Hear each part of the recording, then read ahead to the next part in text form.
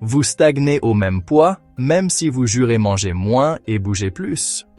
Ces 7 erreurs métaboliques rendent la perte de graisse quasi impossible, car elles sabotent vos efforts sans que vous vous en rendiez compte. Dans la vidéo d'aujourd'hui, je vais décortiquer les 7 erreurs métaboliques qui bloquent la balance, même quand vous mangez moins et bougez plus. On va voir ce qui se passe dans votre corps, ce que vous faites au quotidien qui ralentit vos progrès, et comment inverser la tendance pour que votre corps arrête de vous freiner. Restez attentif, car une fois que vous aurez identifié votre principale erreur, tout deviendra beaucoup plus simple. C'est parti! Numéro 1. Vous mangez trop peu, et ce, depuis trop longtemps. Vous vous êtes pris au sérieux, vous avez drastiquement réduit vos calories et pendant une semaine ou deux, ça a marché. Puis votre corps a commencé à être plus prudent avec l'énergie. Il a commencé à économiser des calories partout où il le pouvait. Vous aviez plus froid, vous bougiez moins sans vous en rendre compte. Vos entraînements semblaient plus difficiles et votre faim est devenue plus pressante. Ce n'est pas un signe de faiblesse de votre part, c'est votre corps qui est intelligent. Lorsque vous maintenez un déficit calorique important pendant une longue période, votre corps s'adapte. On appelle ça la thermogenèse adaptative, ce qui est une façon sophistiquée de dire que votre corps essaye de survivre en brûlant moins. Voici la version simple. Votre métabolisme n'est pas qu'un seul chiffre. C'est votre dépense au repos plus tout ce que vous faites toute la journée. Quand vous mangez très peu, votre dépense au repos peut légèrement baisser et votre mouvement quotidien baisse beaucoup. Vous arrêtez de gigoter. Vous vous asseyez plus. Vous prenez l'ascenseur au lieu des escaliers. Vous parlez même avec moins d'énergie, parfois. Tout cela s'additionne. La solution n'est pas de manger plus de cochonneries. La solution est d'arrêter de vivre dans l'extrême. Visez un déficit plus petit que vous pouvez réellement maintenir. Pensez régulier, pas brutal. Aussi, prévoyez des pauses dans votre régime ou des semaines de maintien si vous suivez un régime sans arrêt. Votre corps n'est pas une machine que vous pouvez faire fonctionner avec une batterie faible pour toujours. Numéro 2. Vous effacez vos progrès le week-end. C'est celle qui brise les cœurs, parce qu'on a l'impression de tout faire correctement. Vous mangez bien toute la semaine, la balance commence même à bouger, puis arrive le vendredi soir. Un repas au restaurant, quelques verres, des collations le samedi, un dernier plaisir le dimanche. Et le lundi matin, vous êtes de retour à la case départ, vous demandant pourquoi votre métabolisme vous déteste. Un petit déficit calorique quotidien en semaine peut être anéanti par 2 jours riches en calories. Surtout quand ces jours incluent des repas au restaurant, des desserts et beaucoup de petites collations. Ce ne sont pas seulement les gros repas qui font des dégâts. C'est le grignotage constant et le cycle « on recommence à zéro demain ». La solution n'est pas de vivre comme si vous n'aviez jamais le droit de vous amuser. La solution est d'arrêter de faire du week-end un univers différent. Gardez un apport élevé en protéines. Gardez un petit déjeuner et un déjeuner normaux. Planifiez le repas plaisir, ne le laissez pas vous planifier. Si vous voulez vous faire plaisir, choisissez 1 ou 2 choses que vous aimez vraiment, savourez-les et passez à autre chose. Numéro 3. Vous buvez des calories et grignotez sans vous en rendre compte. Vous pouvez manger des repas sains et rester bloqué parce que vos calories s'infiltrent par les boissons, les sauces, les petites bouchées et les collations qui ne ressemblent pas à de la vraie nourriture. Les calories liquides ne vous remplissent pas toujours de la même manière que la vraie nourriture. Votre estomac ne les enregistre pas toujours comme un repas. Donc, vous finissez par boire des calories supplémentaires et par manger la même quantité plus tard. De plus, les collations ultra savoureuses sont conçues pour vous inciter à retourner dans le sac. Les chips, les biscuits, les bonbons, les boissons sucrées, ils n'ajoutent pas seulement des calories. Ils maintiennent également votre appétit éveillé. La solution est de faire un rapide audit calorique sans devenir obsessionnel. Pendant une semaine, faites attention à ce que vous buvez et à ce que vous grignotez. Passez à des boissons moins caloriques la plupart du temps. Prévoyez vos collations, ne les prenez pas au hasard. Et si vous utilisez des huiles, des vinaigrettes, des beurres de noix et du fromage, mesurez de temps en temps juste pour réajuster votre perception. La plupart des gens sont choqués de voir à quelle vitesse tout cela s'accumule. Numéro 4. Vous mangez sainement, mais vos repas ne sont pas assez consistants. Vous mangez léger toute la journée, mais vous n'êtes jamais satisfait. Alors vous finissez par trop manger le soir, ou grignoter sans arrêt, ou penser à la nourriture toutes les 5 minutes. Une salade peut être saine, bien sûr, mais si c'est juste de la laitue avec quelques tomates tristes, votre corps va continuer à en demander plus. Non pas parce que vous êtes gourmand, mais parce qu'il n'a pas reçu les signaux disant « c'est bon ». Les repas consistants ont généralement une combinaison simple, des protéines, des fibres et un volume suffisant. Les protéines vous rassasient, les fibres ralentissent la digestion et stabilisent la faim. Les aliments volumineux comme les légumes, les pommes de terre, les haricots, les soupes et les fruits vous aident à vous sentir rassasié sans un apport calorique excessif. Les graisses saines peuvent aussi aider, mais il est facile d'en abuser, elles fonctionnent donc mieux comme un petit ajout, pas le plat principal. La solution est de préparer des repas qui tiennent au corps. Commencez par des protéines. Ajoutez un glucide ou un légume riche en fibres.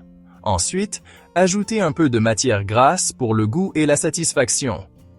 Par exemple, poulet plus pommes de terre, plus légumes, yaourt grec, plus fruits, plus avoine, œufs, plus pain grillé complet, plus un accompagnement de légumes.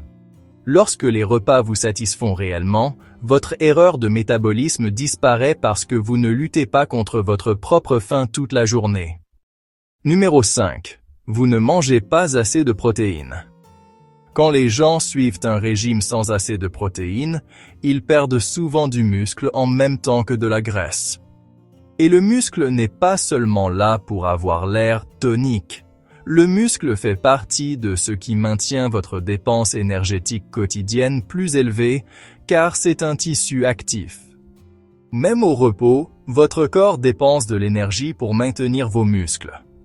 Il y a aussi ce qu'on appelle l'effet thermique des aliments, qui est en fait le nombre de calories que votre corps brûle juste en digérant les aliments.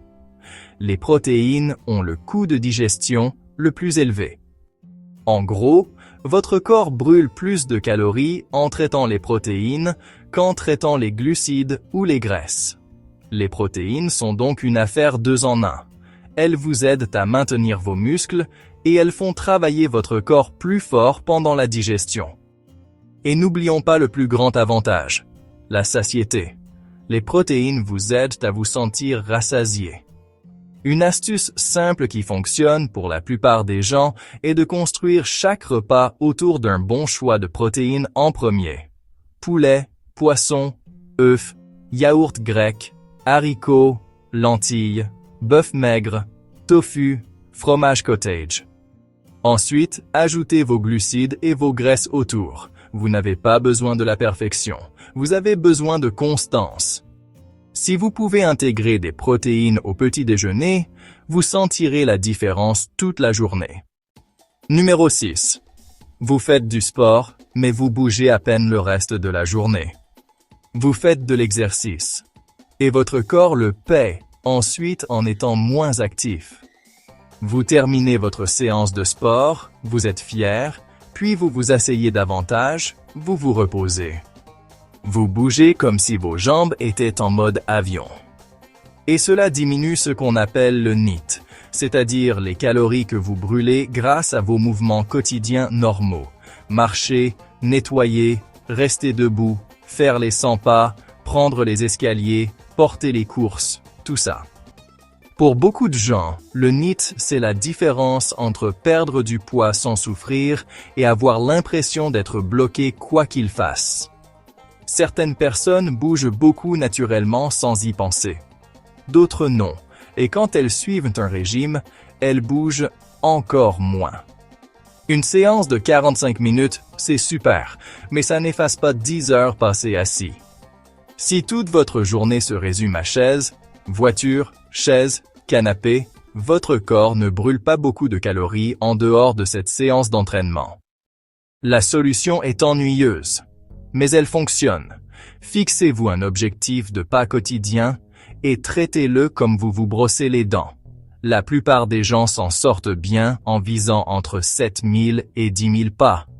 Mais même en augmentant vos pas actuels de 2000 par jour, cela peut tout changer.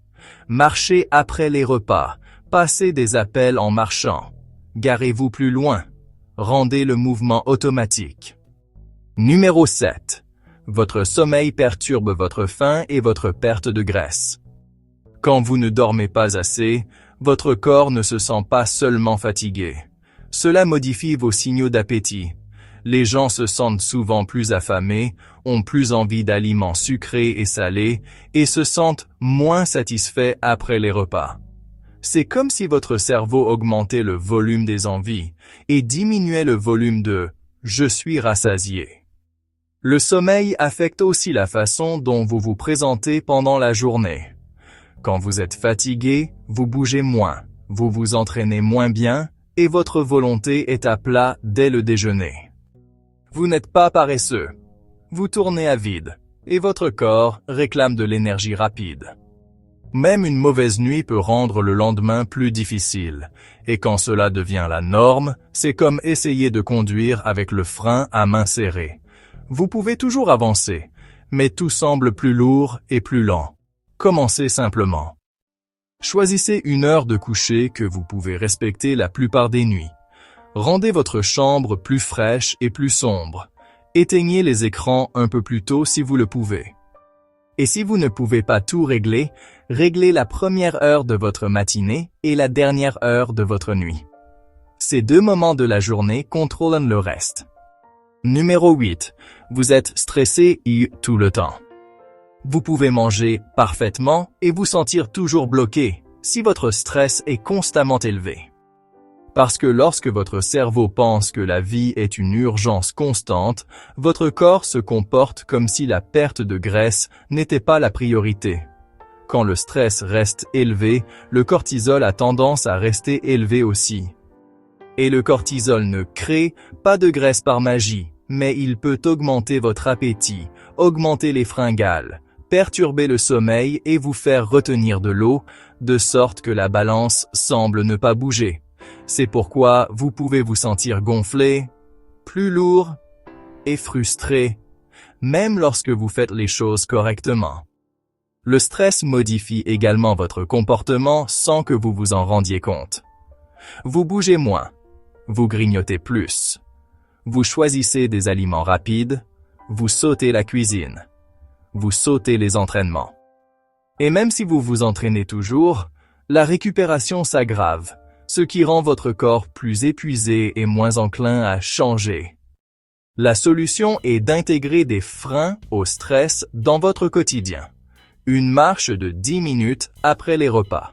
Un arrêt net du travail à une certaine heure. S'exposer à la lumière du matin. Et si l'alimentation émotionnelle est votre exutoire au stress, prévoyez un substitut qui vous fait toujours du bien. Une douche chaude, une tasse de thé, appeler un ami, écrire dans un journal pendant 5 minutes, vous étirer en regardant quelque chose de drôle. Numéro 9. Vous ne buvez pas assez d'eau. Cette erreur semble trop simple. C'est pourquoi les gens l'ignorent. Mais beaucoup de moments de faim sont en réalité de la fatigue, de la soif, et votre cerveau qui réclame quelque chose de rapide. Même légèrement déshydraté, votre énergie peut chuter et vos entraînements peuvent sembler plus difficiles. Et quand les entraînements semblent plus difficiles, les gens se poussent naturellement moins, bougent moins et récupèrent plus lentement. De plus, la déshydratation peut vous faire sentir ballonné et constipé, ce qui rend la balance moins flatteuse même si vous perdez de la graisse en dessous. Donc, vous faites tout correctement, mais votre corps retient de l'eau et des déchets supplémentaires. Et on dirait que rien ne fonctionne. La solution est simple. Commencez votre journée avec de l'eau avant le café. Buvez un verre avant chaque repas. Gardez une bouteille à portée de main et intégrez-la à votre environnement. Et si vous transpirez beaucoup, vivez dans une région chaude ou buvez beaucoup de caféine, vous pourriez avoir besoin de plus. Votre métabolisme ne s'accélère pas comme par magie avec l'eau, mais votre corps fonctionne mieux quand il n'est pas à sec. Abonnez-vous maintenant pour plus de conseils santé quotidiens.